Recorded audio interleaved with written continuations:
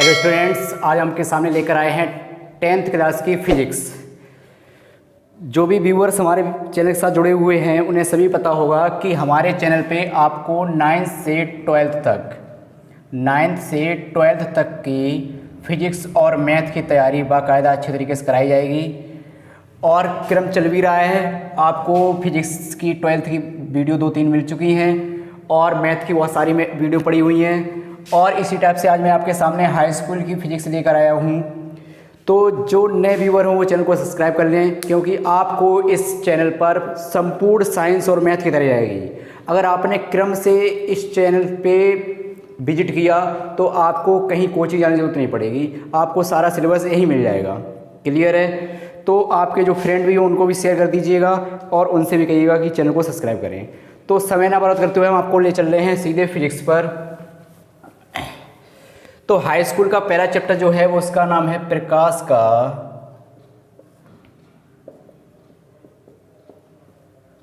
परावर्तन तथा अपवर्तन। प्रकाश का परावर्तन तथा अपवर्तन। क्लियर है? ये पहला चैप्टर है। तो इसमें पहली हेडिंग ही आपकी आती है प्रकाश। तो प्रकाश से सब लोग परिचित होंगे कि जो सूर्य से किरणों से निकलता है उसी का जो प्रकाश फैलता है। अगर कोई चीज़ आपको, जैसे ये मान लो मरकरी है, ये आपको देखना है तो ये बिना प्रकाश के दिखाई देने वाला नहीं है। तो यहाँ से साबित ये होता है कि हमें कोई चीज़ दिखाई नहीं देती है। दिखाई क्या देती है? जो हमारी आंखें होती हैं वो प्रकाश जब आंखों को संवेदित करता है तब हमें कोई चीज़ दिखाई देती है। जैसे ये मार्कर है, इस पर अगर प्रकाश किरणें जब पड़ेंगी, जब प्रकाश की किरणें पड़ेंगी तो ये किरणें जो परावर्तित होकर हमारी आंखों पे जाएंगी, जिससे हमें ये मार्कर दिखाई देगा।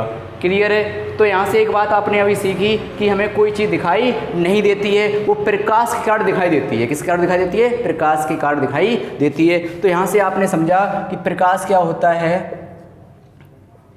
प्रकाश वह विकिरण है, क्योंकि प्रकाश की जो किरणें होती हैं विकिरण के रूप में चलती हैं। प्रकाश वह विकिरण है जो हमारी आँखों को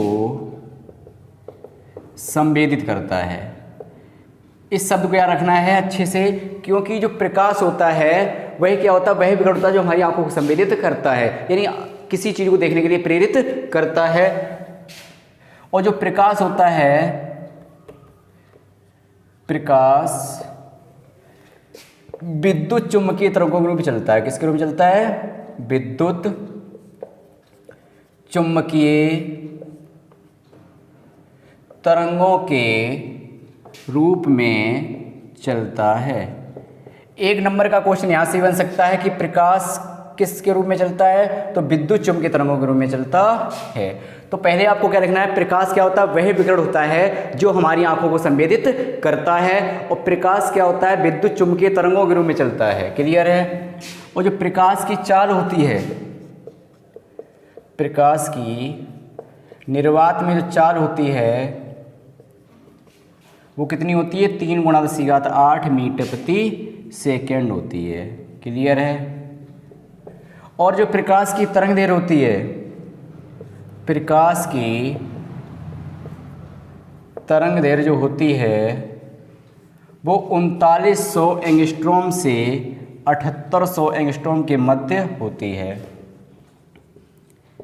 एंगस्ट्रॉम का मीन्स क्या होता है? तो आपको याद रखना है, चूंकि एक एंगस्ट्रॉम बराबर होता है 10⁻⁻10 मीटर। क्लियर है?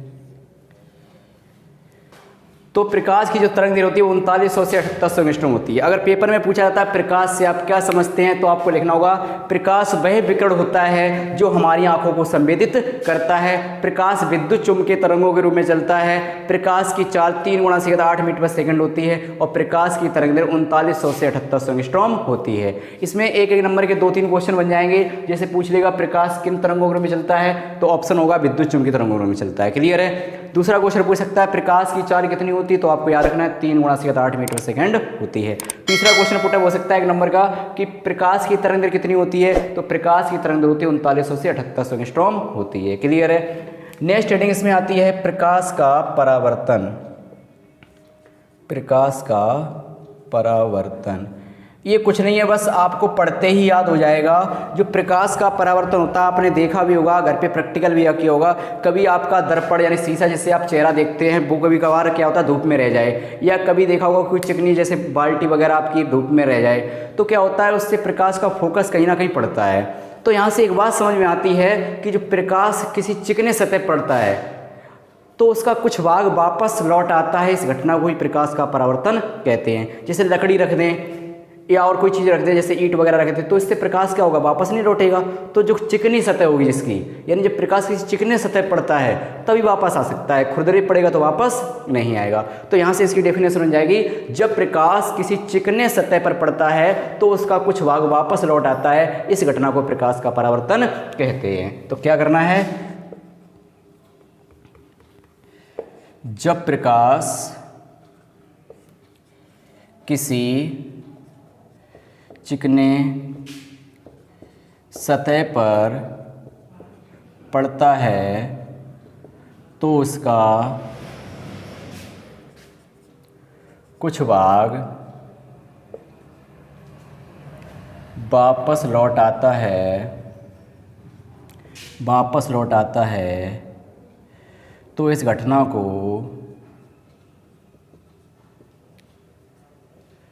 प्रकाश का परावर्तन कहते हैं। ये आपने वैसे भी याद कर रखा होगा, याद हो गया होगा कि जब प्रकाश किसी चिकने सतह पर पड़े तो उसका कुछ भाग वापस लौट आए, इस घटना को प्रकाश का परावर्तन कहते हैं। सिंपल है। अब इसके आते हैं प्रकाश के परावर्तन के नियम। ये मोस्ट इंपॉर्टेंट है, पेपर के लिए बहुत इंपॉर्टेंट है, तो आपको याद रखने हैं। तो अगली हेडिंग आती है प्रकाश का परावर्तन।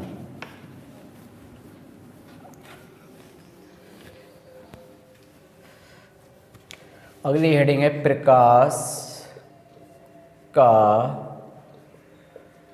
परावर्तन। प्रकाश के परावर्तन के नियम, परावर्तन तो बता चुका हूँ, प्रकाश के परावर्तन के नियम। तो इसके दो नियम होते हैं।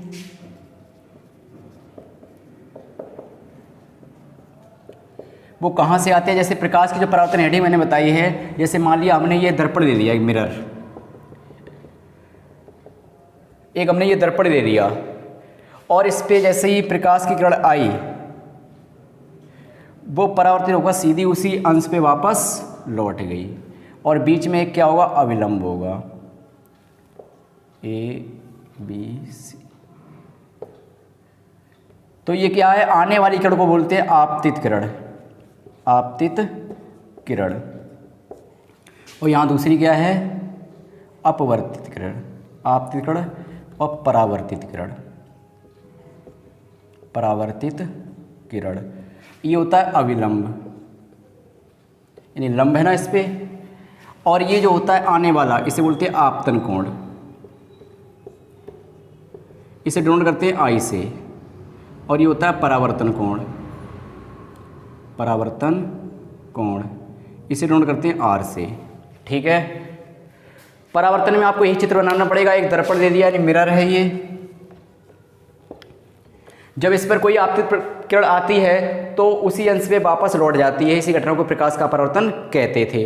लेकिन जितने अंश पे आएगी उतनी अंश पे वापस लौटेगी, और एक बीच में अविलंब है। तो इसके दो नियम यहीं से बनेंगे। पहला नियम बनेगा कि आपतित किरण, यानी जो आ रही किरण, आपतित किरण आपतन बिंदु पर अविलंब, और परावर्तित किरण, तीनों जो हैं वो एक ही तल में होते हैं। यहाँ पे मैंने तीनों तल को कहाँ दिखाया है, व्हाइट बोर्ड पे दिखाया है। आप अपने किस पे दिखाएंगे, पन्ने पे दिखाएंगे।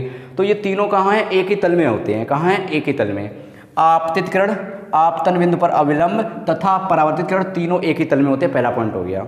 दूसरा नियम है कि आपतन कोण और परावर्तन कोण कैसे होते हैं, सदैव बराबर होते हैं। क्लियर है। तो आपको इजीली याद हो जाएंगे। बस आपको मेरे साथ जुड़ने से यही फ़ायदा होगा कि जितना हम फिजिक्स में कराएंगे वो आपको यहीं कहीं याद होगा। सिर्फ आपको 10 से 15 मिनट की जो वीडियो बनाऊंगा वो देखनी है, और जितना टॉपिक मैं समझाऊंगा उतना यहीं का यहीं तैयार होता रहेगा।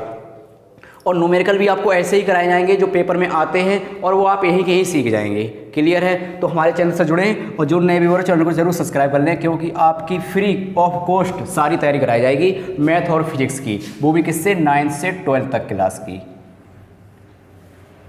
और कुछ वीडियो हमारे चैनल पे मिल जाएंगे आपको प्लेलिस्ट में। जिसको बेसिक मैथ तैयार करनी हो वो भी बेसिक मैथ तैयार कर सकते हैं, क्योंकि इसमें आपको वर्गमूल, घनमूल निकालना, वर्ग निकालना और गुणा भाग बहुत सारी चीज़ें सिखाई गई हैं। तो प्लेलिस्ट में आपको सारी वीडियो मिल जाएंगी। तो प्लेलिस्ट में जाके आप इनकी बेसिक मैथ भी आपकी मजबूत कर सकते हैं। और उसके बाद जो स्टूडेंट्स 9th से 12th के लिए किसी की भी क्लास का हो तो मेरे चैनल के साथ जुड़े, आपको इसमें फिजिक्स और मैथ की सारी तैयारी कराई जाएगी। तो पहला नियम जो इसका है वो क्या है? आपतित किरण कॉमा आपतन बिंदु पर अविलंब,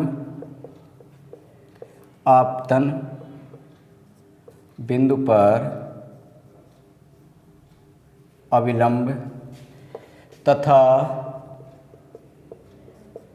परावर्तित किरण, तीनों कहाँ हैं? एक ही तल में, तीनों एक ही तल में होते हैं। तो पहला नियम क्लियर होता है, आपतित किरण आपतन बिंदु पर अविलंब तथा परावर्तित किरण तीनों एक ही तल में होते हैं।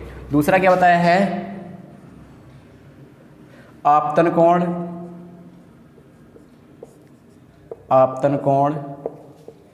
तथा परावर्तन कोण क्या होते हैं? सदैव बराबर होते हैं, सदैव बराबर होते हैं।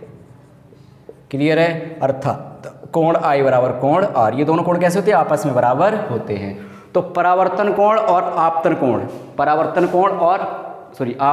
परावर्तन कोण कैसे होते हैं? सदैव बराबर होते हैं। वो आपने एक चित्र बनाया तो इसी से जस्ट भी याद हो जाएगा कि एक आपतित किरण है, उसी से जस्ट परावर्तित हो रही है, और एक आपतन बिंदु पर अविलंब है। ये तीनों कहाँ? एक ही तल में है, पहला याद हो जाएगा। दूसरा क्या दिख रहा होगा कि आपतन कोण बराबर परावर्तन कोण होता है, क्योंकि जितने अंश पे आ रहा है उसी में लौट रहा है, बीच में अविलंब है, तो जितना इधर बचा उतना ही इधर बचेगा। क्लियर है? तो अब मैंने आपको बताया पहले प्रकाश क्या होता है? प्रकाश वह विकिरण होता है जो हमारी आंखों को संवेदित करता है। प्रकाश विद्युत चुम्बकीय तरंगों के रूप में चलता है। एक नंबर का क्वेश्चन आ जाए तो आप लिख सकते हैं। फिर बाद में है प्रकाश की जो चाल होती है वो 3 × 10⁸ मीटर पर सेकंड होती है। प्रकाश की जो तरंग होती है वो 3900 से 7800 एंगस्ट्रॉम होती है। फिर आपने सीखा प्रकाश का परावर्तन क्या होता है? जब प्रकाश किसी चिकने सतह पर पड़ता है तो उसका कुछ भाग वापस लौट जाता है, इस घटना को हम प्रकाश का परावर्तन कहते हैं। दूसरा आपने सीखा है परावर्तन के नियम। तो इसके जस्टली 2 नियम हैं। पहला क्या है? आपतित किरण और परावर्तित किरण तथा आपतन बिंदु पर अविलंब, तीनों कहाँ हैं? एक ही तल में हैं। यहाँ पे तल क्या दिखाया? व्हाइट बोर्ड, आप अपनी कॉपी पे देना है तो पन्ना हो जाएगा उसका। दूसरा क्या है? आपतन कोण परावर्तन कोण कैसे होते हैं? सदैव बराबर होते हैं। तो आज के लिए काफ़ी है फिजिक्स में। नेक्स्ट वीडियो में आपको और आगे बताया जाएगा। अगर वास्तव में आपको वीडियो अच्छा लग रहा हो तो लाइक, शेयर, सब्सक्राइब कीजिएगा। थैंक यू, धन्यवाद।